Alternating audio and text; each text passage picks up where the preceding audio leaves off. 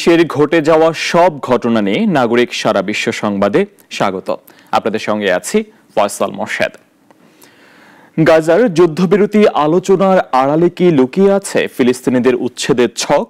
White হাউসে Trump Netanyahu বৈঠকের পর আন্তর্জাতিক মহলে তৈরি হয়েছে নতুন বিতর্ক।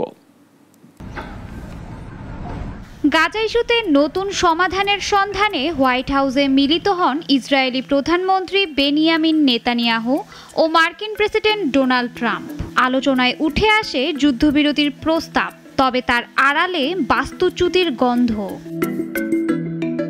যুক্তরাষ্ট্র ও ইসরায়েলের প্রস্তাব গাজার ফিলিস্তিনিদের ঐচ্ছিক বাস্তুচ্যুতি। গাজা থেকে সরিয়ে পার্শ্ববর্তী দেশে পাঠানো হবে কিছু মানুষকে, এমন পরিকল্পনার কথা জানান নেতানিয়াহু ও ট্রাম্প। নেতানিয়াহু বলেন, যারা গাজা ছাড়তে চায় তারা অন্য দেশে চলে যেতে পারবে, তবে যারা থাকতে চায় তাদের অধিকারও থাকবে। লক্ষ্য গাজাকে যেন কারাগার মনে না হয় এমন এক ভবিষ্যৎ। অন্যদিকে ট্রাম্প দাবি করেন, এই পরিকল্পনায় পার্শ্ববর্তী দেশগুলোর সহযোগিতা মিলছে। তিনি বলেন, এটি শুধু যুদ্ধ থামানো নয়, বরং গাজাকে পর্যটনের স্বর্গে রূপান্তরের একটি সুযোগ। এর আগেও ট্রাম্প বলেছিলেন, গাজাকে মধ্যপ্রাচ্যের রিভিয়েরা বানাতে চান তিনি। উন্নত অবকাঠামো, হোটেল, বিনোদন কেন্দ্র সব মিলিয়ে এক আধুনিক নগরের স্বপ্ন। কিন্তু এই স্বপ্নের নিচেই জমছে বিতর্কের কুয়াশা। বিশ্লেষকদের মতে এটি এক প্রকার জাতিগত নির্মূল পরিকল্পনা। ঐচ্ছিক বাস্তুচ্যুতির আড়ালে বাস্তবে ফিলিস্তিনিদের গাজা ছাড়তে বাধ্য করা হতে পারে। অধিকার কর্মীরা বলছেন, যুদ্ধবিরতির আড়ালে বাস্তবতা যদি হয় উচ্ছেদ, তবে তা শুধু মানবাধিকার লঙ্ঘন নয়, বরং ইতিহাসের এক নীরব ট্র্যাজেডি। শাশ্বতী সরকার, নাগরিক। যুক্তরাষ্ট্র কানাডা বাণিজ্যে নতুন উত্তেজনা। আগামী মাস থেকে কানাডার পণ্যে 35% শুল্ক আরোপের হুমকি দিয়েছেন প্রেসিডেন্ট ট্রাম্প। শীঘ্রই অন্যান্য বাণিজ্য অংশীদারদের ওপরও বাড়তে পারে শুল্ক হার। গত 7 জুলাই 20টিরও বেশি দেশের নেতাদের চিঠি দিয়ে শুল্ক আরোপের কথা জানান মার্কিন প্রেসিডেন্ট ডোনাল্ড ট্রাম্প। এর ধারাবাহিকতায় 10 জুলাই সামাজিক যোগাযোগ মাধ্যমে দেয়া এক পোস্টে কানাডার উপর 35% বাড়তি শুল্ক আরোপের ঘোষণা দেন ট্রাম্প প্রশাসন। কানাডার উপর বাড়তি শুল্ক আরোপের পাশাপাশি যুক্তরাষ্ট্র তার অন্যান্য বাণিজ্যিক অংশীদারদের উপর 15 থেকে 20% পর্যন্ত শুল্ক আরোপের পরিকল্পনার কথা জানিয়েছে। ট্রাম্প এবং কার্নির মধ্যে উষ্ণ সম্পর্ক থাকা সত্ত্বেও বৃহস্পতিবার বাড়তি শুল্ক আরোপের কথা জানিয়ে দেশটিকে চিঠি পাঠান ট্রাম্প প্রশাসন। সেই সাথে অতিরিক্ত শুল্ক আরোপের ঘোষণার পরে দেশটির প্রধানমন্ত্রী মার্ক কার্নিকে উদ্দেশ্য করে ট্রাম্প বলেন, কানাডা যদি এই শুল্কের পাল্টা ব্যবস্থা নেয় তাহলে শুল্ক হার আরও বাড়ানোর হুঁশিয়ারি দেন। গত 6 মে হোয়াইট হাউসে কানাডার প্রধানমন্ত্রী ও মার্কিন প্রেসিডেন্টের মধ্যে সৌহার্দ্যপূর্ণ বৈঠক হয়। গত জুনে কানাডায় G7 শীর্ষ সম্মেলনে দুই নেতার আবারও সাক্ষাৎ হয়। ওই বৈঠকে G7 নেতারা ট্রাম্পকে শাস্তিমূলক বাণিজ্য যুদ্ধ থেকে সরে আসার আহ্বান জানান। সম্প্রতি যুক্তরাষ্ট্রের মিত্রদেশ জাপান ও দক্ষিণ কোরিয়ার উপরও নতুন শুল্ক আরোপ করেন ট্রাম্প।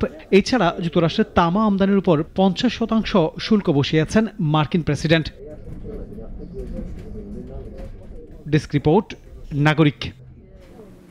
ইউক্রেন যুদ্ধের মধ্যে রাশিয়ার অর্থনীতিতে বড় উত্থান হয়েছে। গত 3 বছরে প্রায় $50 বিলিয়ন সম্পদ রাষ্ট্রীয়ভাবে দখল করেছে মস্কো। বিদেশি প্রতিষ্ঠান যেমন ম্যাকডোনাল্ডস, মার্সিডিজ বেঞ্জ, তেমনি দেশীয় বড় কোম্পানিও এর শিকার। ডেস্ক রিপোর্টে বিস্তারিত। Inside Russian territory.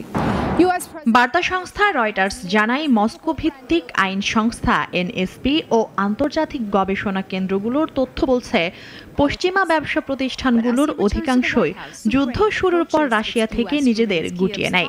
কেউ শাখা হস্তান্তর করেছে রুশ ব্যবস্থাপকের কাছে, কেউ কোনো ক্ষতিপূরণ ছাড়াই সম্পদ ছেড়েছে। এই সুযোগে প্রেসিডেন্ট ভ্লাদিমির পুতিন জারি করেন একের পর এক ডিক্রি, যার মাধ্যমে দেশের ভেতরে থাকা পশ্চিমা কোম্পানির মালিকানা চলে যায় রাষ্ট্রের হাতে। জার্মানির ইউনিপার, ডেনমার্কের কার্লসবার্গ সহ বহু কোম্পানি এভাবে ক্ষতিগ্রস্ত হয়। তবে শুধু বিদেশি নয়, দেশীয় প্রতিষ্ঠানগুলোকেও ছাড় দেয়নি সরকার। যেমন স্বর্ণ উত্তোলনকারী ইউরাল জোলোটো প্রতিষ্ঠানটির প্রধান বিনিয়োগকারী কনস্তান্তিন স্ক্রুকভ এখন রাষ্ট্রের নজরে। কারণ দেখানো হচ্ছে দুর্নীতি কিংবা ব্যবস্থাপনার দুর্বলতা। বিশ্লেষকরা বলছেন এটি ফোর্ট্রেস রাশিয়া মডেলের প্রতিফলন, যেখানে যুদ্ধকালীন পরিস্থিতিকে কাজে লাগিয়ে রাষ্ট্রীয় নিয়ন্ত্রণ শক্তিশালী হচ্ছে, কমছে ব্যবসায়িক স্বাধীনতা, বিনিয়োগকারীদের মধ্যে তৈরি হচ্ছে আতঙ্ক। পুতিনের দাবি পশ্চিমা নিষেধাজ্ঞা রাশিয়াকে নিজেদের শিল্প গড়ে তুলতে বাধ্য করেছে। তবে অর্থনীতিবিদরা বলছেন এতে বেসরকারি খাতে চাপ পড়ছে, বিদেশি বিনিয়োগ কমছে, প্রযুক্তি খাতে পিছিয়ে পড়ছে রাশিয়া। বর্তমানে রাশিয়ার জিডিপি $2.2 ট্রিলিয়ন। ইউরোপীয় ইউনিয়ন, যুক্তরাষ্ট্র কিংবা চীনের তুলনায় এই অর্থনীতি এখন অনেকটাই পিছিয়ে। আর ফোর্ট্রেস মডেল কি রাশিয়ার ভবিষ্যৎ নির্ধারণ করবে, সে প্রশ্ন থেকেই যাচ্ছে। মুনিয়া জুথি, নাগরিক।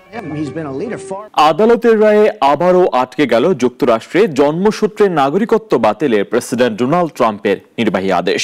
বৃহস্পতিবার নিউ হ্যাম্পশায়ারের একটি ফেডারেল আদালত আদেশটিকে সাময়িকভাবে স্থগিতের নির্দেশ দিয়েছেন। রায়ে বলা হয় এই আদেশ কার্যকর হলে হুমকিতে পড়বে বহু শিশুর নাগরিকত্ব, যা অপূরণীয় ক্ষতি বয়ে আনতে পারে। এর আগে জন্মসূত্রে নাগরিকত্ব বাতিলে ট্রাম্পের জারি করা নির্বাহী আদেশ স্থগিতে মামলা করেন অভিবাসন অধিকার কর্মীরা। মার্কিন প্রেসিডেন্টের নির্বাহী আদেশ অনুযায়ী মাতা পিতা কেউই মার্কিন নাগরিক কিংবা গ্রিন কার্ডধারী না হলে স্বয়ংক্রিয়ভাবে নাগরিকত্ব পাবে না শিশু। আর এমনটা হলে বছর প্রতি নাগরিকত্ব থেকে বঞ্চিত হতে পারে প্রায় 1.5 লাখ নবজাতক। চীন ও জাপানের বিরল প্রজাতির পাখি ক্রেস্টেড আইবিস, একে বলা হয় প্রাচ্যের রত্ন। একসময় বিলুপ্তির মুখে থাকলেও এখন আবার পাখিটি ফিরছে প্রকৃতিতে। চীনের সংরক্ষণের উদ্যোগের পর মুক্ত পরিবেশে ছড়িয়ে দেয়া হচ্ছে আইবিসগুলোকে। চীনের হানচং শহরের হানচিয়াং নদীর তীরে উঠছে এক ঝাঁক সাদা লাল পাখি। সেখানে মুক্ত করা হয়েছে 12টি বিরল প্রজাতির ক্রেস্টেড আইবিস। এই পাখিগুলোর মধ্যে রয়েছে 3টি পূর্ণবয়স্ক, 3টি কিশোর এবং 6টি শাবক। দুটির শরীরে জিপিএস লাগানো হয়েছে চলাচল পর্যবেক্ষণের জন্য। গত 2 বছর ধরে হানচংয়ের একটি প্রজনন কেন্দ্রে চলেছে চিকিৎসা ও পুনর্বাসনের কাজ। আইবিস পানিতে হাঁটা বকের মতো দেখতে একটি পাখি। এদের পা ও গলা লম্বা এবং ঠোঁট কাস্তের মতো নিচের দিকে বাঁকানো। জলাভূমির এ পাখি লম্বা পা ফেলে ঘুরে ঘুরে ছোট মাছ ও শামুক খায়। 1981 সালে চীনে এই প্রজাতির সংখ্যা ছিল মাত্র 7টি, কিন্তু নিবিড় পরিচর্যা ও পরিকল্পিত প্রজননের ফলে এখন আইবিসের সংখ্যা 10,000 ছাড়িয়েছে। তাদের আবাসভূমিও বেড়ে হয়েছে 16,000 বর্গ কিলোমিটার। এর আগে দক্ষিণ পশ্চিম চীনের সিচুয়ান প্রদেশে 28টি আইবিসকে বনে ফিরিয়ে দেওয়া হয়। এর আগে তাদের দেয়া 6 মাসের বিশেষ প্রশিক্ষণ, যাতে তারা খাদ্য সংগ্রহ, উড়াল ও বন্য পরিবেশে বেঁচে থাকার কৌশল শিখে নেয়। প্রজনন কেন্দ্রের কর্মীরা বলছেন এটি শুধু একটি সাফল্য নয়, বরং বিলুপ্তপ্রায় প্রাণী সংরক্ষণের নতুন দৃষ্টান্ত। পাখিগুলোর ফিরে যাওয়া শুধু প্রকৃতিকে সমৃদ্ধ করছে না, বরং দেখাচ্ছে মানব উদ্যোগে প্রকৃতি কিভাবে ফিরে পেতে পারে তার হারিয়ে ফেলা ঐশ্বর্য। মুনিয়া জুথি, নাগরিক। পাকিস্তানের বেলুচিস্তান প্রদেশে 2 বাস থেকে 9 জন যাত্রীকে অপহরণের পর গুলি করে হত্যা করেছে অস্ত্রধারীরা।